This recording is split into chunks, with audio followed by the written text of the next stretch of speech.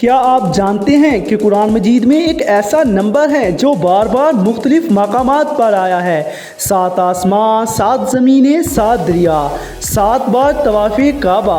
آخر یہ 7 کا راز کیا ہے؟ یقین مانیں آج کی ویڈیو دیکھنے کے بعد آپ کا ایمان اور علم دونوں بڑھ جائیں گے۔ السلام علیکم پیارے ناظرین، بغیر کسی رکاوٹ کے ویڈیو کو شروع کرتے ہیں۔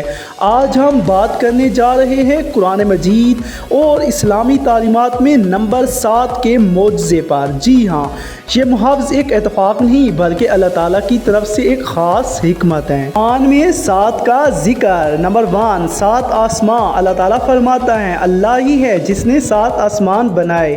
نمبر 2، 7 زمینیں۔ اللہ ہی ہے جس نے 7 زمینیں پیدا کی۔ دنیا کی تخلیق اور نظام ہفتے کے 7 دنوں پر تقسیم کیا گیا ہے، یعنی 7 دن۔ نمبر 4، 7 طوائف۔ حج و عمرہ میں کعبے کے گرد 7 مرتبہ طواف، یہ اسلام کے بڑے شعائر میں شامل ہے۔ پیارے ناظرین، 7 کے دیگر اسلامی حوالے جیسا کہ 7 جہنم کے دروازے، 7 جنتوں کا ذکر کہ اہل ایمان کے لیے درجات بلند کیے جائیں گے۔ سجود میں 7 اعضاء کا زمین سے لگنا، دونوں ہاتھ، دونوں گھٹنے، دونوں پاؤں، پیشانی۔ ابراہیم علیہ السلام کا خواب اور قربانی میں 7 بار تکرار کا اشارہ۔ اب پیارے ناظرین بتاتے ہیں نمبر 7 کی حکمت۔ علماء کہتے ہیں کہ 7 کامل تعداد ہے، یہ کائنات کی تکمیل اور اللہ تعالیٰ کی قدرت کی نشانی ہے۔